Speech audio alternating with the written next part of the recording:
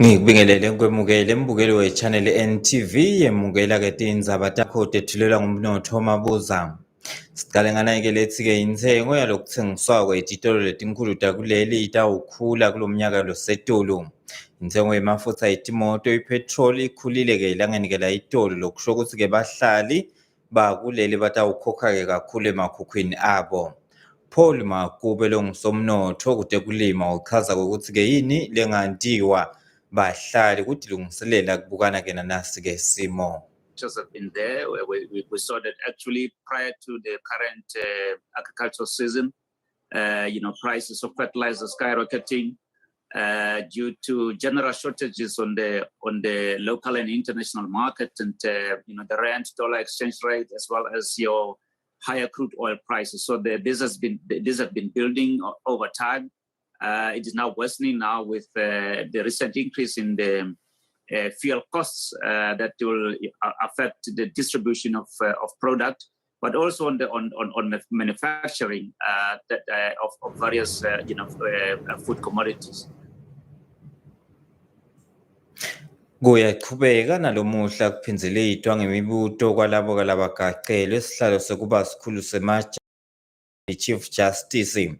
Lomuhla kulinzeleke ukuphinzelitwa Justice Dustin wakamlambo kanti-ke ilangeni layitolo bekuphinzelitwa Justice Mandisa Maya kanti-ke yena uthekena kabutwa kokuthi-ke lelive ingabe selilungeleni kuba na Chief Justice lo msikati waphendula ngokuthi-ke loyo mbuto awehli kahle.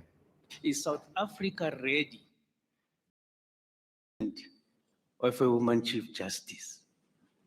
I don't know if your answer is South Africa has always been ready. Perhaps there are those who are vested with the powers may not have been ready.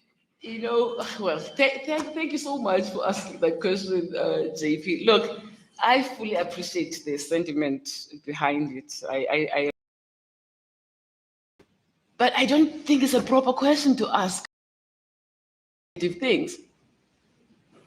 But short answer is South Africa has always been ready to have a female Chief Justice. At inception, as you point out, we had strong, capable women in the Constitutional Court. We had Justice Mokgoro, we had Justice O'Regan, and we know them, what they're capable of.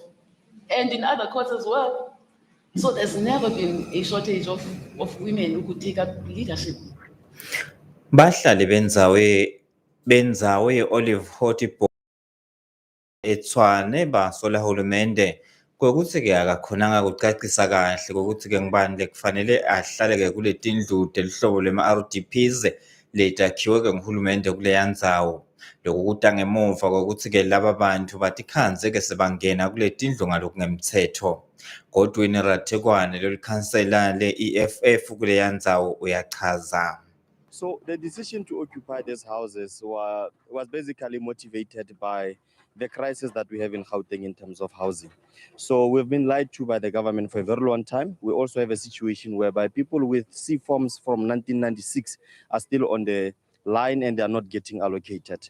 And every time there is a housing project, the government wants to take people from another squatter camp or area to come and they must come and occupy housing in Oliven and elsewhere. Create black on black violence in general.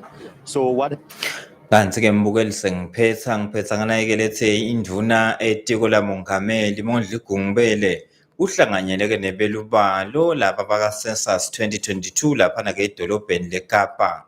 Uhulumende ukhuthata wonke umuntu lohlala-ke kulelive kwekuthi-ke abalwe. Lo msebenzi wekubalwa kwabantu uqaleke ilangeni-ke layitolo. Gungubele ufike wakhulumisana-ke netintatheli lomhle ekuseni. This year, next year. Even the most poor child, the least available tool of hope is education. But now when you do this, you are able to have the number of school-going kids, those will be going next year, and the infrastructure available for that. Who would have been preparing for 11 unemployed. It's important now to know whether it's still that 11 million, so that as the president push the mass employment program, as we try to do structural reforms to unleash the economy, we must be sure of the number of people that we Tingawo ke mbukelo we-channel NTV tindzaba kulesikhatsi samanje kanti ke letinye utatitfola ke sekushaye 12 o'clock utanitfulela tona Chichi Wakankosi nisale kahle.